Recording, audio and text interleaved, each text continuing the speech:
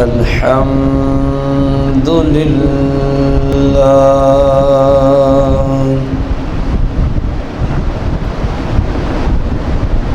الحمد لله رب العالمين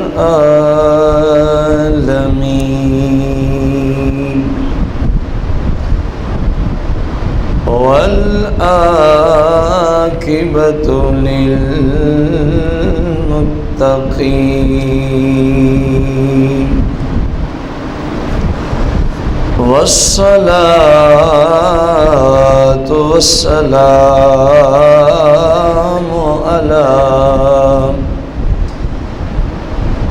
على سميع البصير وعلى آله وأصحابه وأزواجه وعلماء أهل السنة أجمعين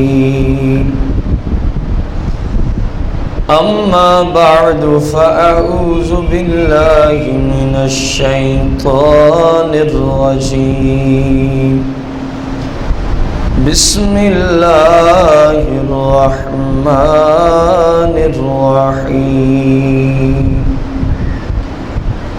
قال الله تبارك وتعالى في القرآن المجيد والفرقان الحميد في شان حبيبه عليه الصلاة والتسليم إن الله وملائكته يصلون على النبي يا أيها الذين آمنوا صلوا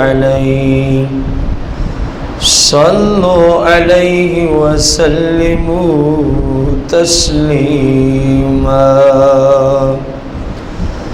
الصلاة والسلام عليك يا سيدي يا رسول الله الصلاة والسلام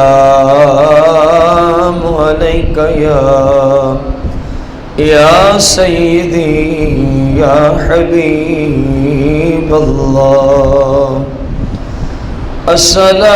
الصلاة والسلام عليك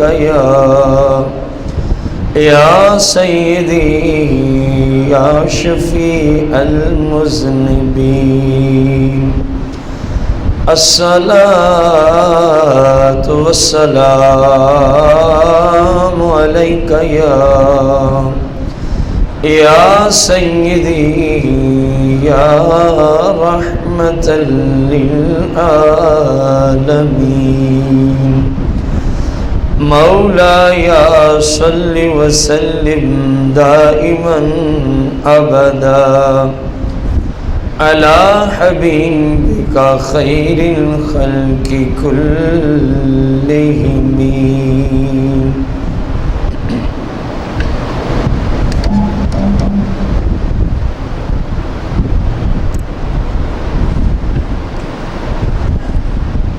حمد و صلات کے بعد احباب ذی وقار، آج کے جمعۃ المبارک کے خطبے کا جو موضوع ہے قیامت کی نشانیاں قسط نمبر 4،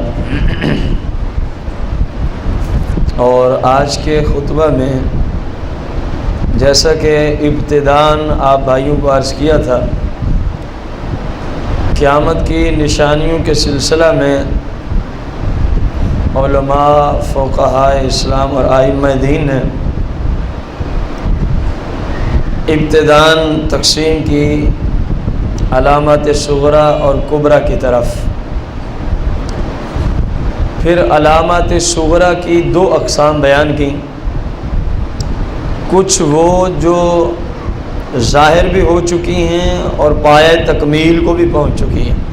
علامات صغریٰ میں ان کا ذکر ہم نے آپ کو پہلی قسط میں کیا تھا، اور کچھ وہ نشانیاں جو یا تو سرے سے ظاہر ہی نہیں ہوئی ہیں علامات صغریٰ میں، یا ظاہر تو ہوئی ہیں لیکن ابھی وہ پایہ تکمیل کے درجے تک نہیں پہنچی۔ دوسری قسم سی علامات کبریٰ، بڑی نشانیاں، اور یہاں صغریٰ اور کبریٰ بئی معنی کہ کبریٰ کا معنی ہے جو قرب قیامت، صغریٰ کا معنی جو اس سے پہلے، یہ مطلب ہے۔ صحابہ کرام علیہم رضوان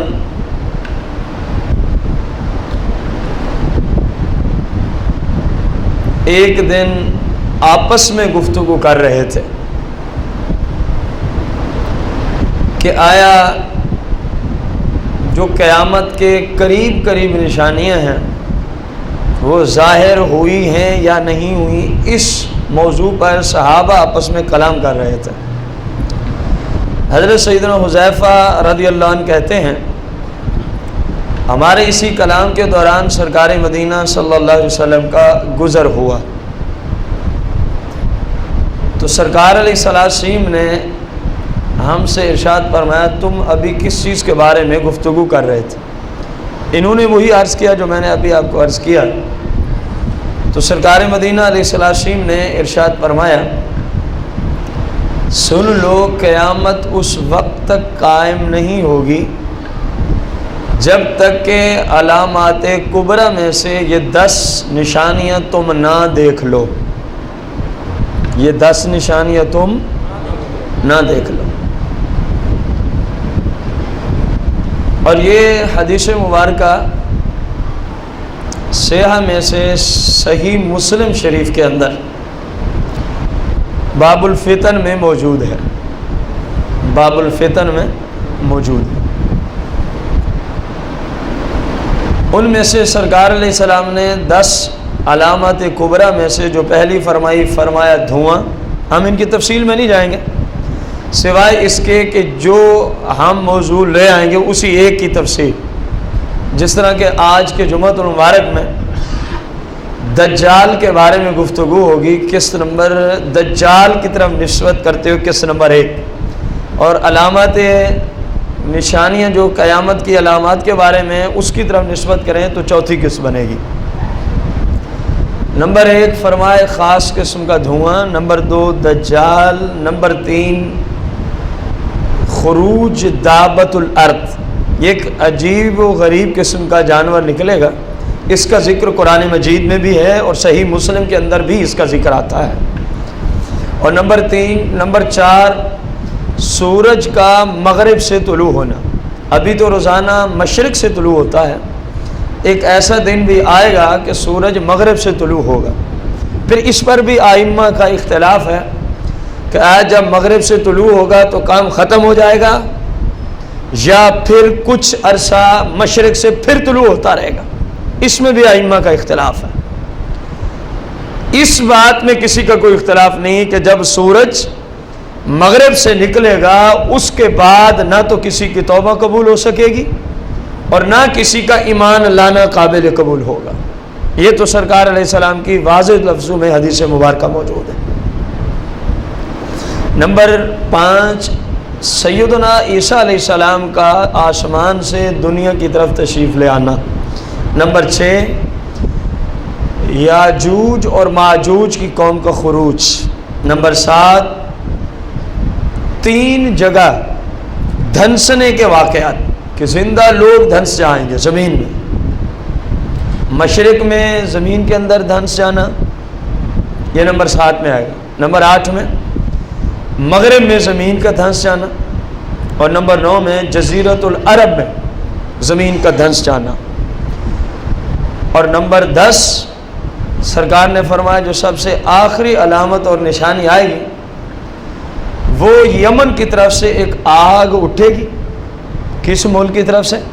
ملک یمن کی طرف سے، اور وہ تمام لوگوں کو میدان محشر یعنی دمشق کی طرف وہ ہانک کے لے جائے گی. وہ آگ ہر بندے کے پیچھے ہوگی. وہ بندہ پیچھے دیکھے گا, آگے آگے دوڑے گا اس کے پیچھے, اس کو دوڑاتے دوڑاتے میدان حشر تک پہنچا دے گی.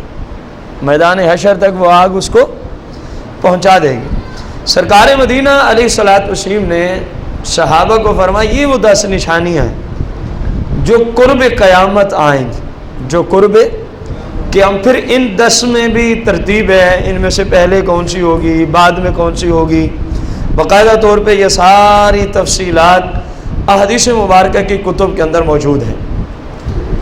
رسول کائنات فخر موجودات علیہ الصلوۃ والتسلیم کی حدیث مبارکہ کا مفہوم ہے آدم علیہ الصلوۃ والتسلیم سے لے کر قیامت کے دن تک. غور سے سننا, آدم علیہ السلام سے لے کر قیامت کے دن سرکار نے فرمایا اگر کوئی سب سے بڑا فتنہ ہے اس جہان میں, آدم سے لے کر جناب قیامت کے دن تک اگر کوئی سب سے بڑا فتنہ ہے تو سرکار علیہ الصلوۃ والتسلیم نے فرمایا وہ مسیح دجال کا فتنہ ہے. اکثر و بیشتر آپ علیہ السلام اس کے فتنے سے پناہ مانگا کرتے تھے. انشاءاللہ وہ ہم قسط نمبر دجال کے متعلقہ قسط نمبر 2 کے اندر لے آئیں گے. اس کے فتنے جب یہ آ جائے گا کیا کیا ہوں گے, اور اس کے فتنوں سے محفوظ ہونے کے لیے جو سرکار علیہ السلام نے ہمیں دعائیں عطا فرمائی ہیں وہ وظائف اور وہ دعائیں کیا کیا ہوں گی. آج کے درس میں مسیح دجال کون ہے, کیا وہ آج بھی کہیں موجود ہے یعنی زندہ ہے یا ابھی پیدا ہونا ہے, کیا اسے کسی نے آج تک دیکھا ہے, اس کی علامات کیا ہوں گی یعنی اس کی جسمانی وضاحت کیسی ہوگی سادہ لفظ میں. اور دجال کے بارے میں غلط عقائد, دجال کے متعلقہ لوگوں کے غلط نظریات. جہاں تک پہلے سوال کا تعلق ہے کہ دجال کون ہے, دجال اولاد آدم میں سے ایک شخص ہے, آدم کی اولاد میں سے ہے, یہ نوع انسان میں سے ہے, یہ ابن آدم ہی میں سے ہے, یہ کوئی علیحدہ طور پہ نسل یا کوئی جنس نہیں ہے, جسے اللہ تبارک و تعالیٰ کچھ ایسی طاقتیں عطا فرمائے گا جو اس کے سوا عام لوگوں کی بات کر رہے ہیں, عام لوگوں میں اس کے سوا کسی اور کو اللہ نے عطا وہ طاقتیں نہیں کی ہوں گی. اللہ تبارک و تعالیٰ نے اپنے بندوں کی آزمائش اور امتحان کے لیے اس کو ایسی طاقتیں دی ہیں, اپنے بندوں کے امتحان اور آزمائش کے لیے ایسے طاقتیں دی ہیں. اب دیکھیں میں نے جملہ بولا اپنے بندوں کی آزمائش و امتحان کے لیے, یہی تو وجہ ہے. ادھر اس کو طاقتیں دے دی, ادھر رسول کریم صلی اللہ علیہ وسلم نے اس بے ایمان کی ہر نشانی امت کو بتا دی. اگرچہ تمہارے امتحان کو آئے گا, فرمایا میں تمہیں پہلے ہی آگاہ کر کے جا رہا ہوں, اس کا چہرہ ایسا ہوگا, اس کی قد ایسا ہوگا, اس کی پیشانی ایسی ہوگی, اس کی پیشانی پہ خاص ایک لفظ لکھا ہوگا, اس کا سر ایسا ہوگا, اس کی پنڈلیاں ایسی ہوں گی. سرکار نے سارا کچھ امت کو بتا دی اور اس کے فتنوں سے بھی آگاہ کر دیا کہ وہ یہ فتنہ. مثال کے طور پر میں ان احادیث میں سے ایک حدیث کا مفہوم عرض کروں. فرمایا جب وہ بے ایمان آئے گا تو لوگوں کو کہے گا میں تمہارا رب ہوں, میں تمہارا. فرمایا سن لو وہ تمہارا رب نہیں ہو سکتا, وہ تمہارا رب کیوں؟ فرمایا وہ ایک آنکھ سے کانا ہوگا, وہ بے ایمان دجال ایک آنکھ سے کیا ہوگا, اور تمہارا رب تو حسین و جمیل ذات ہے, تمہارا رب ایسا نہیں ہے یعنی کانا نہیں ہے. دیکھیں سرکار نے نشانی بھی بتا دی اور اس کا فتنہ بھی بتا دیا. اگرچہ ہم نے فتنوں پہ کلام اس کی اگلی قسط پہ انشاءاللہ کرنا ہے بشرط صحت و زندگی, لیکن سمجھانے کی غرض سے میں ایک حدیث مبارکہ آپ کی بارگاہ میں عرض کی. فرمایا کہ وہ کہے گا میں تمہارا کیا ہوں, رب ہوں, اور ایسے کام وہ کر کے بھی دکھائے گا, اپنے رب ہونے کے دعوے پر دلیل بھی پیش کرے گا, جس کا ذکر انشاءاللہ ہم اگلے جمعۃ المبارک پہ عرض کریں گے. بشرط صحت و زندگی۔ رسول کائنات فخر موجودات علیہ الصلوۃ والتسلیم کی شریعت مطہرہ کی روشنی میں دجال کے متعلقہ ضروری گفتگو کا علم رکھنا ہر مسلمان کے لیے ضروری ہے۔ ہر مسلمان کے لیے کیا ہے؟ ضروری ہے، تاکہ وہ اس دجال کے متعلقہ جو اس کی نشانیاں ہیں، جو اس کے فتنے ہیں، وہ بندہ سیکھے، اور تاکہ کوئی پتہ نہیں ہے یہ کسی وقت بھی آ سکتا ہے۔ بندہ کہ جی ہمارے زمانے میں تو آنا نہیں، آپ کو کس نے بتایا؟ عین ممکن ہے وہ کالی نکل کے آ جائے، ہم تو نہیں جانتے، کیونکہ بقایا نشانیاں تو ساری پوری ہو چکی ہیں، سوائے چاند دیکھ کے رہ تو یہی گئی ہیں۔ جب اللہ چاہے گا وہ آ جائے گا، جب اللہ چاہے گا وہ آ جائے گا۔ رسول کائنات فخر موجودات علیہ الصلوۃ والتسلیم کا فرمان علی شان ہے، غور کریں۔ فرمایا غیر الدجال، دجال کے علاوہ، غیر الدجال، دجال کے علاوہ نبی علیہ الصلوۃ والسلام ارشاد فرما رہے ہیں اخوافنی علیکم، فرمایا اتنا خوف مجھے دجال کے علاوہ فتنوں کا تمہارے اوپر نہیں ہے جتنا خوف اپنی امت کے لیے میں دجال کے فتنے کا رکھتا ہوں، جتنا خوف میں اپنی امت کے لیے دجال کے فتنے کا رکھتا ہوں۔ رسول کائنات صلی اللہ علیہ وسلم نے ارشاد فرمایا اگر تو وہ میری موجودگی میں آ گیا، اگر تو وہ میری موجودگی میں، سرکار اس کے آنے کے وقت کو جانتے تھے، حکمت کے پیش نظر بتایا نہیں، فرمایا پھر تو تمہیں کوئی مسئلہ نہیں ہے کہ میں اس کو قتل کر دوں گا، میں اس پہ ہیوی ہو جاؤں گا، مسلط ہو جاؤں گا، لیکن فرمایا اگر میرے ظہری پردہ فرمانے کے بعد میں آیا، یہ یاد رکھیں کہ پھر ہر بندہ اس پہ مسلط نہیں ہو سکے گا، اگرچہ میرے بھائی جناب عیسیٰ علیہ السلام جب رب چاہے گا اس بے ایمان کو قتل کر کے جہنم واصل کریں گے، جہنم واصل، لیکن ہزاروں کی تعداد میں لوگ اس کے فتنے میں مبتلا ہو جائیں گے، کثرت کے ساتھ لوگ اس کے فتنوں میں کیا ہو جائیں گے۔ سرکار مدینہ علیہ الصلوۃ والسلام سے حضرت سیدنا معاذ بن جبل رضی اللہ عنہ روایت کرتے ہیں، سرکار علیہ الصلوۃ والسلام نے فرمایا، یہ بتایا جا رہا ہے کہ دجال کے خروج کے وقت حالات کیا ہوں گے، یہ بات بتائی جا رہی ہے۔ آپ علیہ السلام نے فرمایا بیت المقدس کی آبادی ہو جائے گی، بیت المقدس کی کیا ہو جائے گی، یعنی لوگ کثرت کے ساتھ اس کی طرف ہجرت کر کے چلے جائیں گے، اور مدینہ منورہ میں آبادی کے لحاظ سے یہ صورتحال نہیں ہوگی جو اس وقت ہم دیکھ رہے ہیں، جو اس وقت ہم دیکھ رہے ہیں۔ اس کے بعد فرمایا ایک عظیم جنگ ہوگی، سرکار نے فرمایا اس کے بعد کیا ہوگی، ایک عظیم جنگ ہوگی۔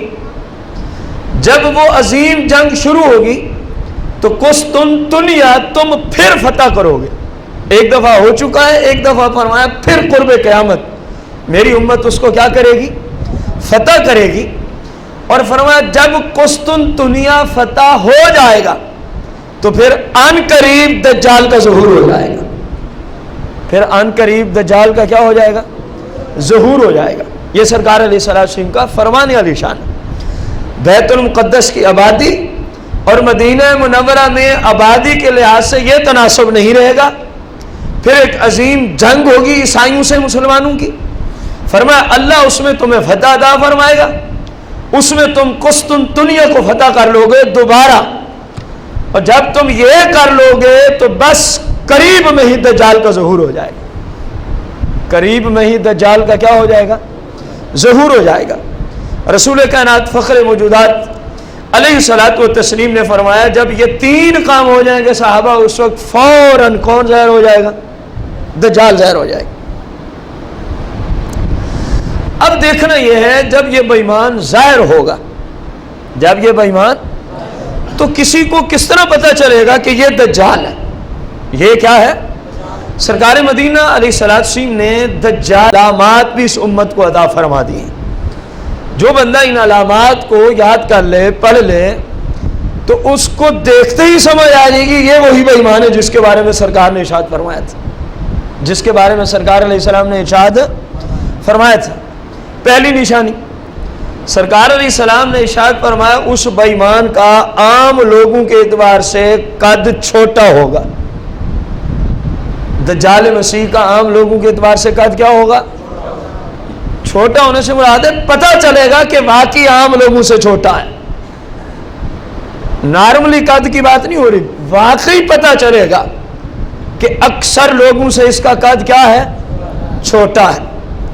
اور پھر نبی علیہ السلام نے فرمایا اس کی دونوں پنڈلیوں کے مابین، اس کی دونوں پنڈلیوں کے، آپ غور کر رہے ہیں سرکار کس طرح فرما رہے ہیں، وہی ہمارا عقیدہ کہ کائنات کی کوئی چیز بھی سرکار سے چھپی ہوئی، سرکار نے فرمایا اس کی پنڈلیوں میں عام انسان کے اعتبار سے فاصلہ زیادہ ہوگا۔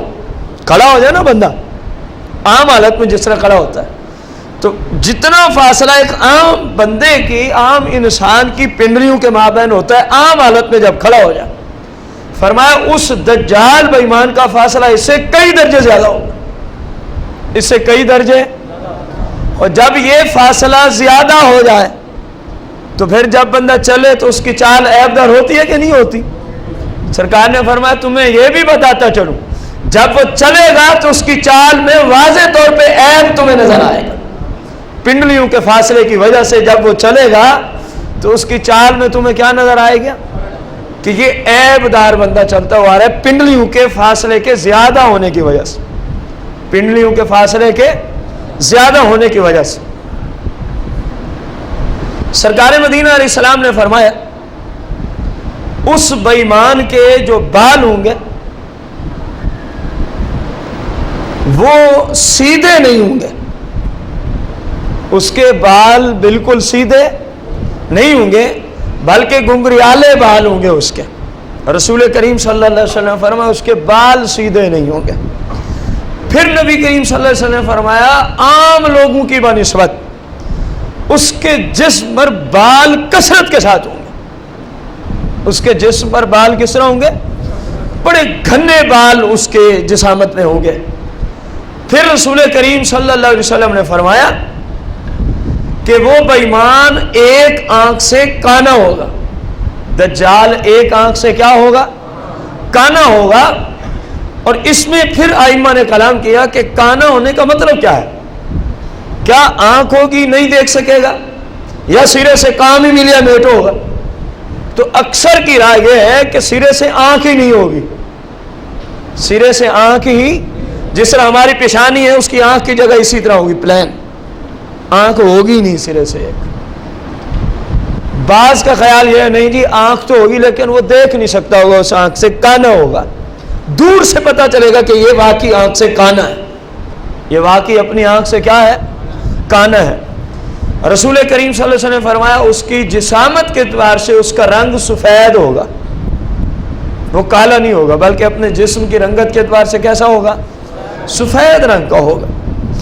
اور رسول کریم صلی اللہ علیہ وسلم نے فرمایا اس کی پیشانی عام لوگوں کے بنسبت زیادہ چوڑی ہوگی، اس کی پیشانی عام لوگوں کی بنسبت کیا ہوگی؟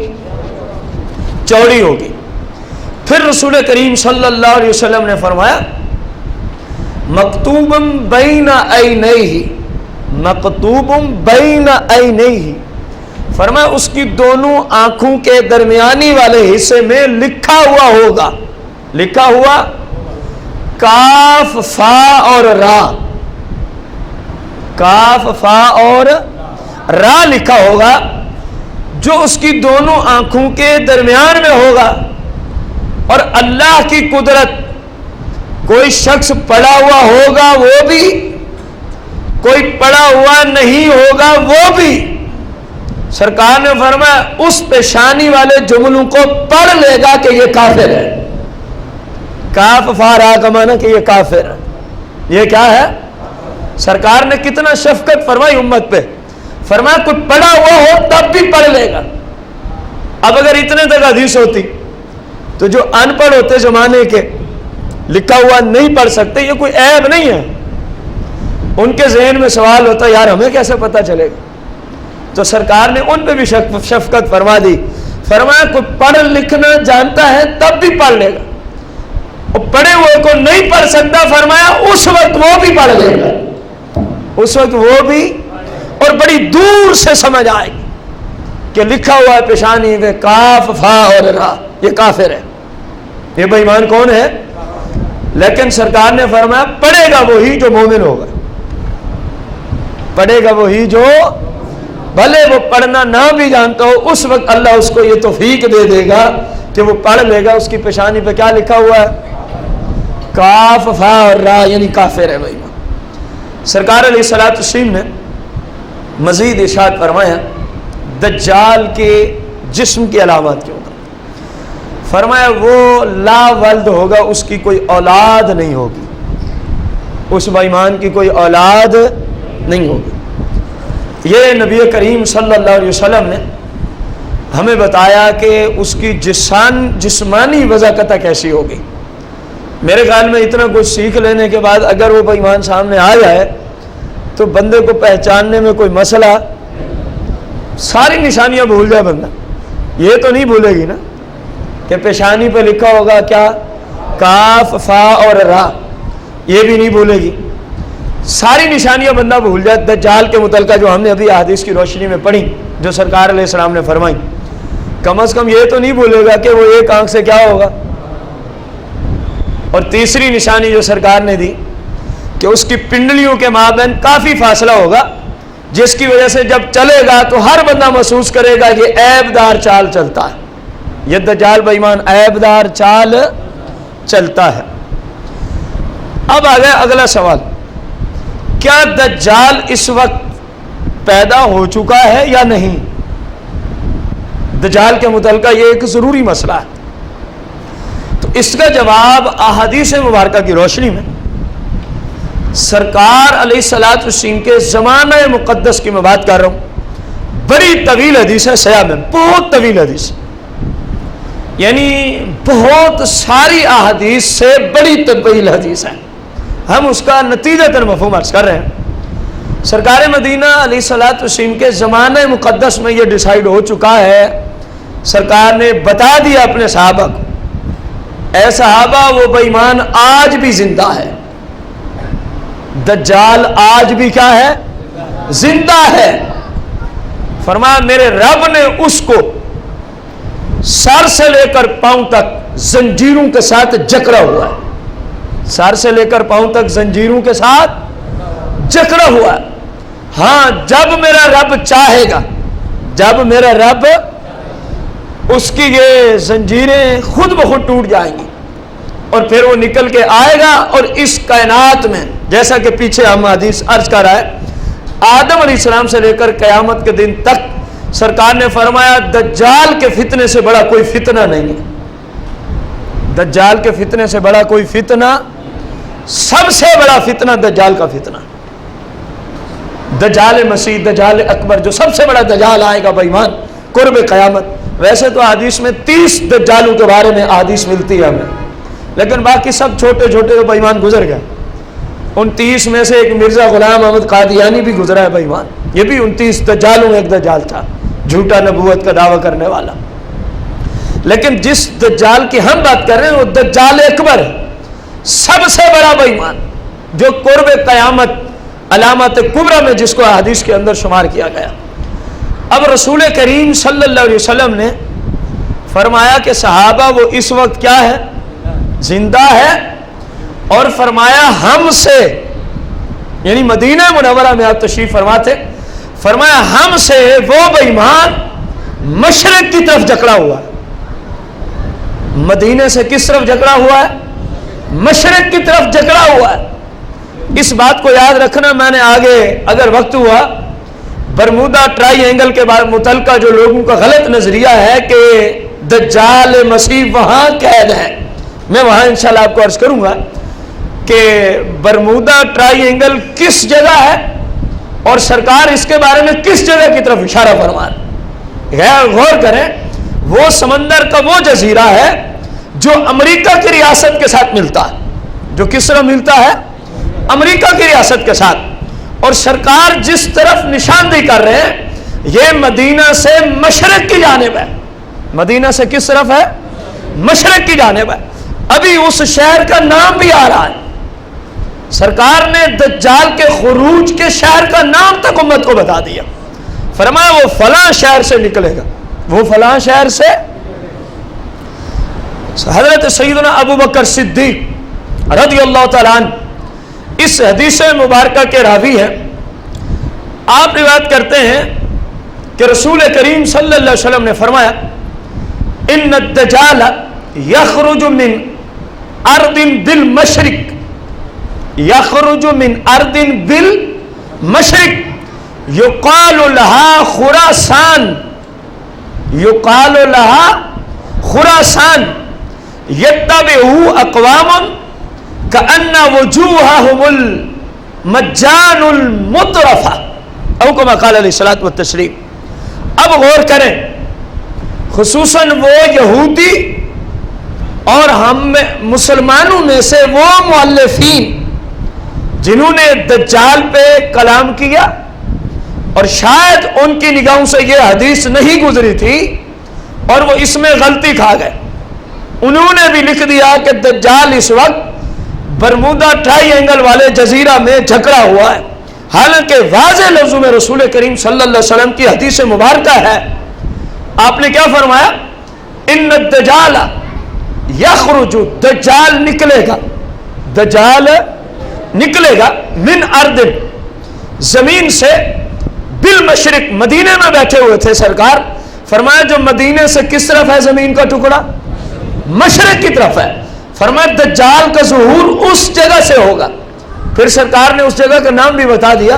فرمایا یقال لها خراسان, اس جگہ اس شہر کا نام خراسان ہے.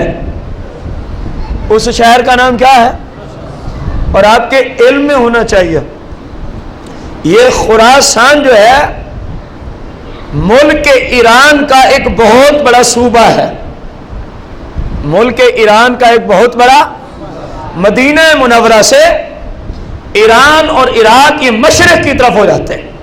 اگر مدینے میں بیٹھ کے بندہ ان کا محل وقوع دیکھے تو ایران اور عراق یہ مدینہ سے کس طرح پڑتے ہیں؟ مشرق کی طرف. سرکار نے فرمایا کہ دجال آئے گا مشرق کی طرف سے, اور پھر ساتھ آپ نے اس جگہ کا نام بھی لے دیا. کیا فرمایا؟ یقال لها خراسان, وہ اس جگہ سے خروج کرے گا جب فتنے برپا کرنے کے لیے نکلے گا. اس وقت کی بات ہو رہی, قرب قیامت. فرمایا جب وہ بے ایمان اس اعتبار سے نکلے گا تو اس وقت وہ کس علاقے سے نکلے گا؟ خراسان. اس کو یاد کریں, کس علاقے سے نکلے گا؟ کس علاقے سے نکلے گا؟ اور یہ خراسان کس ملک کا صوبہ ہے؟ ایران کا صوبہ ہے. بہت بڑا صوبہ ہے ملک ایران کا. تو سرکار علیہ السلام نے گویا امت کو بتا دیا کہ یہ بے ایمان زندہ ہے, اللہ کی قدرت سے زنجیروں میں جکڑا ہوا ہے. جب رب چاہے گا اس کی زنجیریں خود بخود ٹوٹ جائیں گی اور یہ نکل کے آئے گا. لیکن نکلے گا کس جگہ سے؟ فتنے برپا کرنے کے اعتبار سے ایران کے ایک صوبے خورا. اب دیکھیں کائنات کی کروڑوں تحقیقات ہمارے سامنے لوگ رکھ دیں. یہ وجہ ہے جی, اس لیے ہم کہتے ہیں کہ دجال مسیح جو ہے وہ برمودا ٹرائی اینگل کے جزیرے میں ہے. یہ وجہ ہے جی, اس لیے ہم کہتے ہیں کروڑوں دلائل رکھ دیں. کم از کم ایک مسلمان ان دلائل کو مانے گا, کیونکہ مسلمان کے نبی علیہ السلام نے فرما دیا کہ وہ امریکہ کی ریاست کے قریب سے نہیں نکلے گا, جبکہ برمودا ٹرائی اینگل امریکہ کی ریاست کے قریب سمندر میں ایک جزیرہ ہے. سمندر میں کیا ہے؟ جزیرہ ہے. اور سرکار فرما رہے ہیں کہ دجال ایران کے ایک صوبے خراسان سے نکلے گا. کتنا فرق ہے ایران اور امریکہ کی ریاست میں؟ ہے فرق کہ نہیں ہے بھائی؟ ہزاروں کلومیٹر کا فاصلہ پڑا, ہزاروں کلومیٹر کا کیا پڑا ہے؟ کہاں ایران اور کہاں امریکہ, کہاں ایران اور کہاں امریکہ. رسول کائنات فخر موجودات علیہ الصلوۃ والتسلیم نے امت کی رہنمائی کر دی کہ دجال مسیح فتنہ برپا کرنے کے اعتبار سے جب ظاہر ہوگا تو کس جگہ سے ظاہر ہوگا؟ اگر کسی کا نظریہ آج تک اس کے خلاف تھا تو وہ اللہ کی بارگاہ میں توبہ کرے، یا اللہ میرے علم میں تیرے محبوب کی یہ حدیث مبارکہ نہیں تھی، آج میں نے سن لی ہے اور یہ کنفرم بات ہے کہ سرکار نے جو فرما دیا اس کے خلاف ہو سکتا، کیونکہ آپ اپنی مرضی سے تو بولتے نہیں۔ وما ينطق عن الهوى ان هو الا وحی یوحى، رب کا قرآن ہے، 27واں پارہ سورہ النجم ہے۔ اللہ نے فرمایا میرا محبوب اپنی مرضی سے گفتگو سرکار کی ہوتی ہے، کلام رب کا ہوتا ہے، گویا رب کی مرضی سے ہی کلام چلتا ہے۔ تو سرکار نے فرمایا کہ وہ ایران کے صوبے خراسان سے نکلے گا، تو ایک مسلم کا عقیدہ یہی ہونا چاہیے کہ دجال ایران کے صوبے، یہ جھوٹ ہے کہ دجال مسیح برمودا ٹرائی اینگل سے جو امریکہ کی ریاست کے ساتھ سمندر میں ایک جزیرہ ہے اس جگہ سے نکلے گا، یہ احادیث کے خلاف نظریہ ہے، یہ نظریہ احادیث مبارکہ کے۔ اس چیز کو ہم مانتے ہیں کہ اس کی ایک اپنی حیثیت ہے، برمودا ٹرائی اینگل کی اپنی ایک کیا ہے، وہ بھی اللہ کی قدرت سے، وہ بھی اللہ کی، اللہ جانے کوئی مقناطیسی زبردست وہاں طاقت ہے یا کوئی اور چیز ہے، جو چیز وہاں گئی تاریخ کے اعتبار سے میں عرض کر رہا ہوں وہ پھر گم ہو جاتی ہے۔ کئی جہاز، آج تک میں اس کی پوری ہسٹری پڑھ رہا تھا، کئی جہاز 1850 سے ابتدا کی اس ہسٹری لکھنے والے نے، پہلا جہاز جب ڈوبا تھا تو 1850 میں، کئی جہاز آج تک وہاں ڈوب چکے ہیں، کئی بحری بیڑے وہاں گئے اور واپسی ان کا کوئی نام و نشان۔ یہ اللہ کی قدرت ہے، یہ اللہ کی کیا ہے؟ قدرت ہے، وہ جانے یا اس کا محبوب جانے کہ حقیقت کیا ہے۔ اس سے تاریخ کی روشنی میں ہمارا کوئی انکار والا معاملہ، بالکل یہ بات ٹھیک ہے، لیکن یہ کہنا کہ اس لیے ہر چیز وہاں ختم ہو جاتی ہے کیونکہ وہاں کون بیٹھا ہے اور وہی سب چیزوں کو ضبط کر لیتا ہے اور وہیں سے دجال مسیح نے نکلنا ہے، یہ احادیث کی روشنی میں جھوٹ ہے، یہ احادیث کے خلاف نظریہ ہے۔ حدیث مبارکہ سرکار نے فرمایا مدینے سے مشرق کی طرف کسی جگہ وہ اس وقت جکڑا ہوا ہے، مدینے سے مشرق کی طرف کسی جگہ وہ بے ایمان اس وقت، صحابہ کو سرکار نے اپنی حیات ظاہری میں فرمایا وہ جکڑا ہوا ہے، جبکہ برمودا ٹرائی اینگل جو ہے محل وقوع کے اعتبار سے اگر مدینہ منورہ سے دیکھیں تو مشرق کی طرف نہیں آتا، مشرق کی طرف، بلکہ مشرق کی طرف ایران آئے گا، عراق آئے گا، ملک شام آئے گا، یہ سارے ممالک آتے ہیں، امریکہ کی ریاست مدینہ سے مشرق کی طرف نہیں آتی، جبکہ برمودا ٹرائی اینگل جو ہے یہ امریکہ کی ریاست کے قریب سمندر کے کسی جزیرے کا نام ہے۔ تو معلوم ہوا کہ یہ نظریہ اسلام کے خلاف ہے کہ دجال مسیح کہاں سے نکلے گا؟ برمودا ٹرائی اینگل سے نکلے گا، یہ اسلام کے خلاف، یہ یہودیوں کا نظریہ ہے۔ کن کا نظریہ ہے؟ کیونکہ سرکار کی حدیث میں مبارکہ ہے کہ سب سے زیادہ جب یہ بے ایمان نکلے گا اس کی پیروی کرنے والے یہودی لوگ ہوں گے، یہ سرکار کی حدیث میں مبارکہ ہے۔ سب سے زیادہ دجال کے ساتھ مل کے جو مسلمانوں کے ساتھ قتل و غارت کا معاملہ کرے گا تو اس کی پیروی کرنے والے لوگ کون ہوں گے؟ اور مسلمانوں میں سے جو اس کے فتنے میں مبتلا ہو جائیں گے، سرکار نے فرمایا ان میں اکثریت عورتوں کی ہوگی۔ اکثریت کن کی ہوگی؟ عورتوں کی ہوگی۔ بڑے بڑے لوگ اس کے فتنے میں مبتلا ہو جائیں گے۔ میں نے اتنے تک حدیث مبارکہ پڑھی ہے، اس کو سنیں اور غور کریں۔ سرکار نے فرمایا جب یہ بے ایمان آ جائے گا، ایک بڑا ہی کامل درجے کا مومن بندہ، کامل درجے کا، جان بوجھ کے اس کی طرف جائے گا، حالانکہ ہمیں منع کیا گیا کہ تمہیں پتہ چلے فلاں جگہ وہ بے ایمان اپنا فتنہ پھیلا رہا ہے، یہ حدیثیں ہیں۔ سرکار نے فرمایا تم نے اس کی محفل میں ورنہ ہوگا کیا؟ تم بھلے جتنا مرضی کوشش کر لو. سرکار مدینہ علیہ الصلوۃ والتسلیم نے ارشاد فرمایا بڑے بڑے لوگ جو یہ نظریہ لے کے جائیں گے کہ میرے اوپر اس کا فتنہ کوئی کارگر نہیں ہوگا، فرمایا جب جائے گا اس کے فتنے میں مبتلا ہو جائے گا. اس لیے فرمایا میں تمہیں منع کرتا ہوں دجال کے فتنے جہاں چل رہے ہوں تو ان کو دیکھنے نہ چلے جانا، ان کو دیکھنے. بلکہ سرکار نے ہمیں وہ دعائیں عطا فرمائیں کہ دجال کے فتنے سے کس طرح بندہ بچ سکتا ہے. انشاءاللہ ہم اگلے جمعۃ المبارک پہ دجال کے فتنے وہ کیا کچھ کرے گا دنیا میں آ کے اور اس سے بچنے کے جو سرکار نے ہمیں طریقے عطا فرمایا وہ احادیث انشاءاللہ عرض کریں گے. اب سرکار مدینہ علیہ السلام نے فرمایا باوجود منع کرنے کے، ایک بندہ کہے گا میں تو اتنا مضبوط ایمان والا ہوں، میں جاتا ہوں میں دیکھ لیتا ہوں میرے اوپر اس کا کس طرح اثر ہوتا ہے.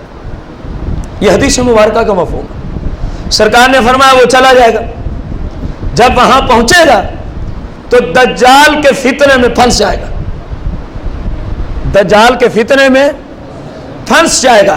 غور کریں اس حدیث مبارکہ پر. وہ اپنے آپ کو کہہ رہا ہے کہ میں بڑا مضبوط ہوں، میرے پاس بڑا علم ہے، میرے پاس بڑا عمل ہے، میرے اوپر دجال کا فتنہ کوئی اثر کر سکتا. غلطی کر کے اس کے پاس چلا جائے گا. اسی لیے تو منع کیا اس کے پاس ہی نہ جاؤ، اس کے پاس ہی جاؤ گے تو پھنس جاؤ گے، جاؤ گے تو پھنس جاؤ گے. اب وہ ضد کر کے چلا گیا. سرکار نے فرمایا جب جائے گا تو پھر اسی کا ہی ہو کے رہ جائے گا. اس کے فتنے تو اتنے عظیم ہیں، آپ اس بات پہ غور کیوں نہیں کر رہے؟ فرمایا آدم سے لے کر قیامت تک اے صحابہ جس فتنے کا مجھے سب سے زیادہ خوف ہے وہ دجال مسیح کا فتنہ ہے. آخر اس جملے کی کوئی ویلیو ہے نا؟ سرکار جیسی ہستی یہ جملے بولے اور بندہ اپنی عقل کو لڑائے رکھے نہیں میرے اندر بڑا علم ہے، جو اس طرح لڑائے گا پھر وہ بربادی ہو جائے گا. بڑے علم نہیں بچاتے، اللہ کے فضل سے ہی بندہ بچ سکتا ہے. اگر علم پہ تکبر کرے گا تو برباد ہو جائے گا، علم پہ تکبر کرے گا تو کیا ہو جائے گا؟ برباد ہو جائے گا. سب کچھ اللہ کے فضل سے، سب کچھ اللہ کے. مسلمان کا یہ نظریہ ہو کہ میں کچھ نہیں، میں کمزور ہوں، عاجز ہوں، انتہائی کمزور ہوں، یہ جو کچھ بھی ہے میرے رب کے فضل سے، یہ جو کچھ بھی ہے میرے رب کے.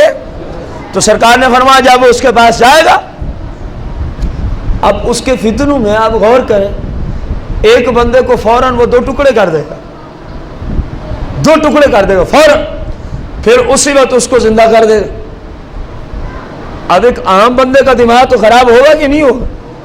سامنے ایک بندہ دے رکھے 2 ٹکڑے کیے، پھر اس کو کہا چالو کھڑا ہو جا، وہ کھڑا ہو گئے، زندہ ہو گئے. پھر اسی سے پوچھے گا کیا میں تیرا رب نہیں ہوں؟ وہ کہے گا ہاں تو میرا رب ہی ہے. استغفر اللہ العظیم. حالانکہ پیچھے آپ کو حدیث ہم عرض کر آئے، سرکار نے فرمایا وہ بے ایمان کیا ہوگا؟ کانا ہوگا ایک آنکھ سے اور کہے گا میں تمہارا رب ہوں. فرمایا سرکار نے میرے امتیوں غور کرنا، تمہارا رب کانا نہیں، تمہارا رب کانا. فرمایا وہ بے ایمان ہے، دجال ہے. اور پھر ایک اور بہت بڑی نشانی پیچھے ہم عرض کر رہا ہے جو بھائی بعد میں آئے ہیں دجال کے متعلقہ. سرکار نے کیا فرمایا؟ اس کی پیشانی پہ کیا لکھا ہوگا؟ کاف فا اور را دور سے پڑھا جائے گا. ہر وہ شخص جو مسلم ہوگا، فرمایا بھلے وہ پڑھنا جانتا ہو یا نہ جانتا ہو، اللہ کی قدرت سے وہ اس کو پڑھ لے گا کہ کافر لکھا ہوا. کیا لکھا ہوا ہے؟ کافر لکھا ہوا. اب سرکار نے تو ہمیں ساری علامات دجال کے متعلقہ عطا فرما دی ہیں. ہماری بدقسمتی کہ ہم دین سے دور ہیں، ہم دین اسلام کو سیکھتے نہیں. دین اسلام سیکھنے کی بنسبت ہم دنیا کی دولت کو لوٹنے کے چکر سے زیادہ سیکھتے ہیں بنسبت دین اسلام کے سیکھنے کے. کس طرح اس کو دھوکہ دیا جا سکتا ہے، اس کو کس طرح لوٹا جا سکتا ہے، لوٹنے کے منصوبے بنائے جاتے ہیں، کسی کے ساتھ زیادتی کرنے کے منصوبے بنائے جاتے ہیں. اتنا وقت جو ہم گناہوں کو کرنے کے بارے میں سوچنے میں لگا دیتے ہیں، کاش کہ ہم نے یہی وقت دین اسلام کو سیکھنے میں دیا ہوتا. کاش. اس کی مین وجہ پتہ ہے کیا ہے؟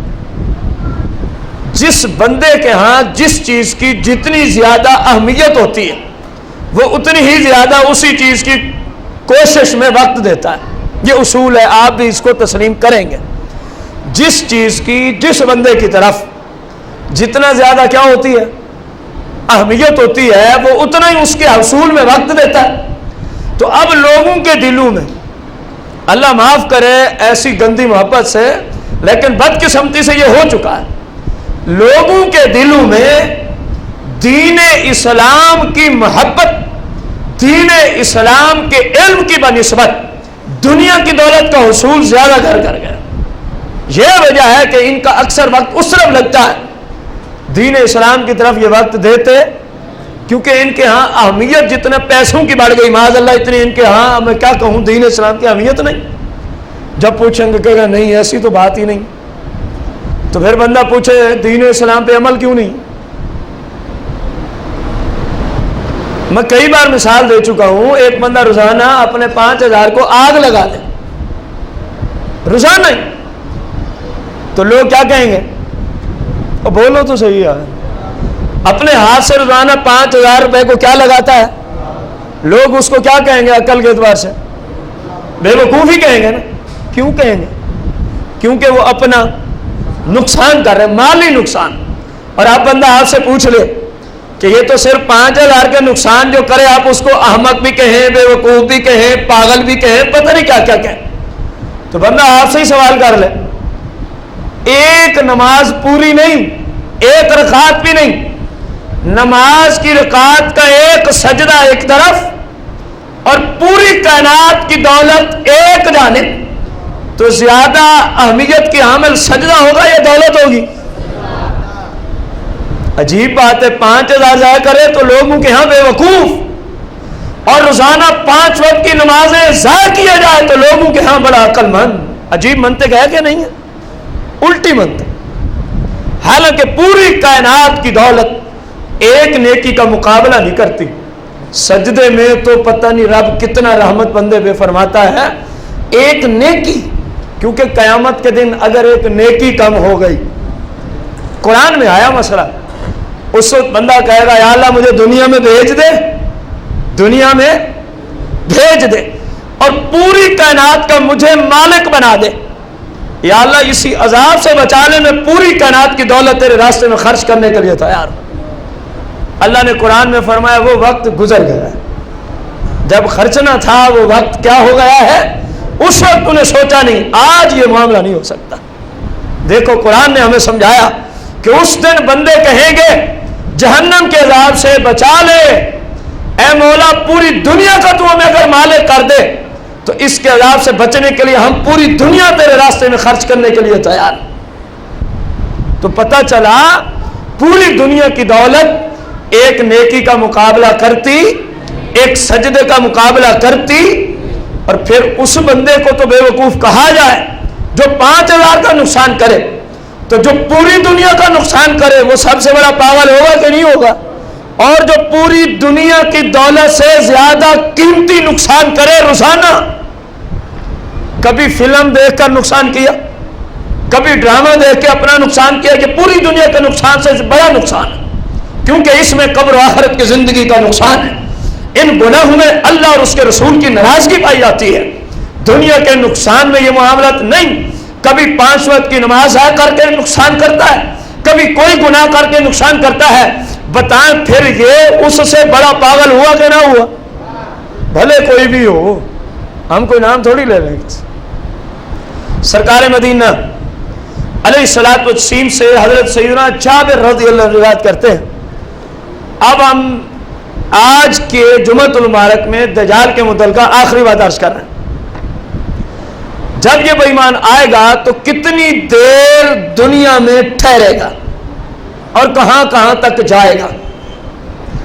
پہلی بات کتنی دیر ٹھہرے گا, دوسری بات کہاں کہاں تک جا سکتا ہے, تیسری بات کس کس جگہ کی طرف یہ نہیں جا سکے گا.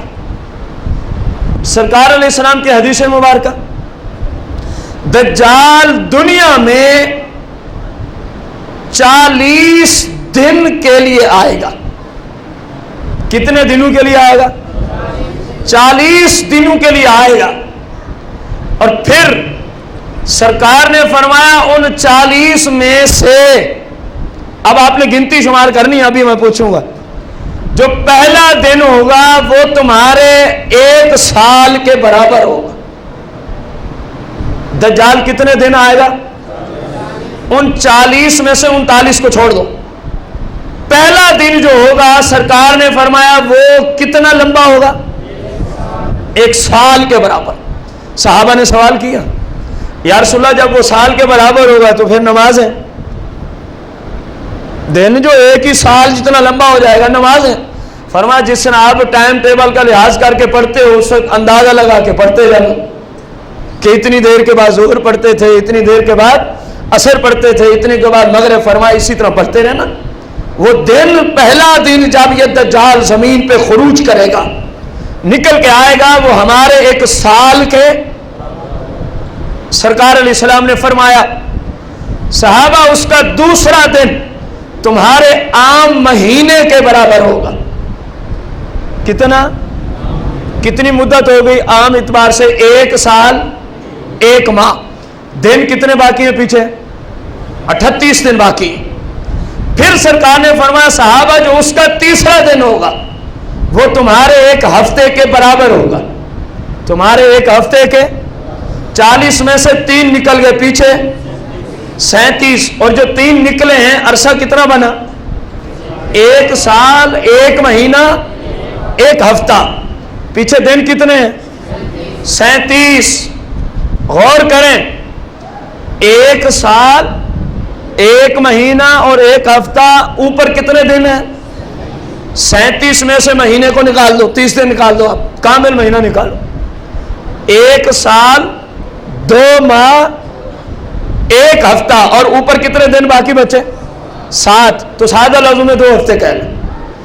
1 سال 2 مہینے اور 2، یہ اس بے ایمان کے 40 دن ہماری عام اعتبار سے پورے ہوں گے۔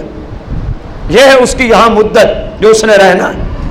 اور یاد رکھیں سرکار نے فرمایا اتنے وقت میں جو اس کے 40 دن ہیں، پہلا سال کے برابر، دوسرا مہینے کے برابر، تیسرا ہفتے کے برابر، چوتھے سے پھر اتنا ہی وقت گزرے گا جتنا تمہارا عام دنوں میں گزرتا ہے۔ وہ پورے ورلڈ میں چکر لگا لے گا۔ اب اس کی رفتار کا آپ خود اندازہ لگائیں کہ اللہ نے اس کو کتنی رفتار دی ہوگی۔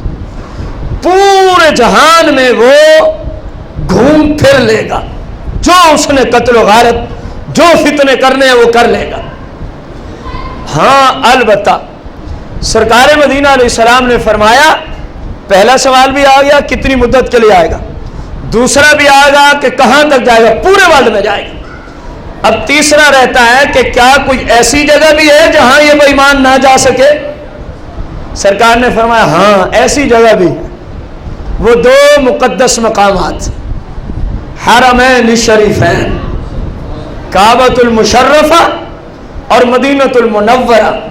فرمایا وہ بے ایمان نہ حرم کعبہ میں داخل ہو سکے گا، نہ ہی حرم مدینہ میں داخل ہو سکے گا۔ میرے رب نے کعبے کی طرف جتنے راستے اس وقت آتے ہوں گے، ہر راستے پہ فرشتوں کو تلوار دے کے کھڑا کیا ہوا ہوگا۔ اور اسی طرح مدینہ منورہ، مسجد نبوی شریف، حرم مدینہ کی طرف جتنے راستے آئیں گے، فرمایا ہر راستے پہ رب فرشتوں کو تلواریں دے کے کھڑا کر دے گا، جو اس بے ایمان کو نظر بھی آئیں گی، جو اس بے ایمان کو۔ سرکار کی حدیث مبارکہ ہے، غور کرنا، فرمایا یہ بے ایمان کوشش کرے گا مسجد نبوی کی طرف آنے کی، جو میں اس حدیث سے سمجھا ہوں اگر صحیح ہے تو پھر ٹھیک ہے، اللہ رسول کی طرف سے وہ سمجھ، اگر غلط ہے تو پھر میرا قصور ہے، پھر میرا کیا ہے جو مجھے سمجھ آیا۔ فرمایا وہ مدینے کے قریب آ جائے گا، مدینے کے۔ اب اس جگہ سرکار نے ایک خاص مدینے کی زمین کا ذکر کیا، جو میری ناقص سوچ اور علم کے اعتبار سے وہ جگہ جبل احد کا مقام بنتی ہے۔ جبل احد کا کیا بنتی ہے؟ فرمایا جب وہ یہاں پہنچے گا اپنے ساتھ ملے ہوئے شیطانوں کو کہے گا وہ دیکھو سامنے، وہ دیکھو، یہ بھی سرکار کی غیبی خبر ہے، غور کرنا، وہ دیکھو سامنے جو سفید محل تمہیں نظر آ رہا ہے، یہ احمد صلی اللہ علیہ وسلم کی مسجد ہے۔ دجال کے کیا جملے ہوں گے؟ وہ دیکھو سامنے جو کیسا محل، سفید محل تمہیں نظر آ رہا ہے، یہ احمد صلی اللہ علیہ وسلم کی کیا ہے؟ فرمایا آ نہیں سکے گا لیکن دور سے دیکھ لے گا، دور سے۔ میرا یہاں پر ایک سوال ہے، کیا آج سے 1434 سال اور کچھ ماہ پہلے مسجد نبوی اتنی بڑی تھی کہ وہ جبل احد سے لوگوں کو نظر آئے؟ کیا اتنی بڑی تھی؟ نہیں تھی، پہلا سوال۔ دوسرا سوال، کیا آج سے 1434 سال کچھ ماہ پہلے سرکار مدینہ علیہ السلام کی یہ مسجد نبوی کیا اس طرح سفید تھی جس طرح کہ آج سفیدی ہے؟ نہیں تھی، اس طرح سفیدی جس طرح کہ آج ہے۔ تو سرکار کے زمانے میں نہ یہ مسجد اتنی بڑی کہ جبل احد سے بندوں کو نظر آئے، نہ یہ سفید محل۔ سرکار نے فرمایا جب وہ آئے گا دجال مسیح، وہ کھڑا ہوگا کہاں؟ اب یہ حدیث کی مفہوم ہے، اسی میں نے عرض کیا تھا، جو میں سمجھا ہوں اگر درست ہے تو اللہ رسول کی طرف سے، اگر غلط ہے تو پھر میری خطا۔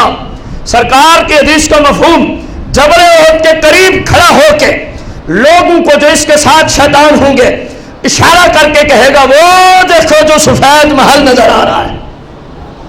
اس وقت نظر نہیں آتی تھی، گویا سرکار کی نگاہ مبارک 1400 سال بعد تک جا رہی تھی کہ یہی میری مسجد اتنی بڑی اور اتنی اونچی بنا دی جائے گی کہ جبل احد کے قریب بھی کھڑے ہو کے لوگ اس کو دیکھ لیا کریں گے۔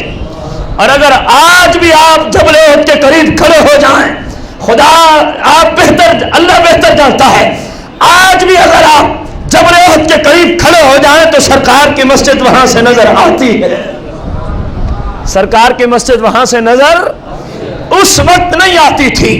معلوم ہوا کہ نگاہ نبوت سے کوئی چیز پوشیدہ۔ نمبر 2، اس وقت مسجد نبوی کا رنگ سفید، جبکہ آج وہ واقعی سفید محل بن چکا ہے، الا یہ کہ صرف ایک مکان کے اوپر سرکار مدینہ علیہ السلام کا جو سبز گنبد ہے قبر انور کے اوپر، اس کے سوا پوری مسجد کیا ہو چکی ہے؟ یہ کچھ عرصہ پہلے ہی اس کا یہ کلر کیا گیا، کچھ عرصہ پہلے کی بات ہے، جبکہ ابتداءً یہ کلر نہیں تھا۔ اور اس کوشش میں اب بھی وہ ہیں کہ یہ جو سبز گنبد ہے اس کو سفید کلر کیا جائے۔ میں نے کتب کے اندر پڑھا، ان کی سعودی حکومت کی یہ کوشش ہے۔ سرکار نے جو فرمایا، اول تو للأکثر حکم الکل کے تحت سرکار کی مسجد سفید ہو گئی، کیونکہ اکثر حصہ کیا ہے؟ سفید ہے۔ ثانیاً اگر مراد یہ ہو کہ سارے حصے سفید ہیں تو لامحالہ دجال کے خروج سے پہلے یہ سبز گنبد سفیدی کی طرف منتقل ہو جائے گا، کیونکہ سرکار کا فرمان علی شان ہے، سرکار کا فرمان علی شان ہے۔ اس وقت تو گنبد ہی نہیں تھا، سبز و سفید کی کیا بات کریں۔ آپ کے زمانے میں تو یہ گنبد آپ کی قبر انور تک بندہ چلا جاتا تھا، یہ تو بہت بعد کی بات ہے، یہ معاملہ تو بہت بعد کا ہے۔ اس حدیث مبارکہ نے ہمیں کیا بتایا کہ سرکار صلی اللہ علیہ وسلم اپنی مسجد کی طوالت اور اپنی مسجد کے رنگ کو دیکھ رہے تھے کہ اتنی بڑی ہو جائے گی کہ جبل احد سے نظر آئے گی، اور اس کا رنگ کیسا کر دیا جائے گا؟ سفید کر دیا جائے گا۔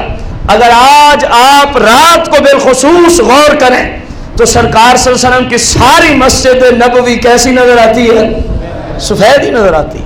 دن کو بھی چلے جائے تب بھی سفید، رات کا اس لیے کہا کہ دور سے آپ کو نظر آئے گی واقعی وہاں کوئی سفید محل موجود ہے، واقعی وہاں پر کوئی سفید محل۔ اللہ تبارک و تعالیٰ سے دعا ہے ہم سب کو دین اسلام سیکھ کر سرکار علیہ السلام کی شریعت کے مطابق عمل کرنے کی توفیق عطا فرمائے۔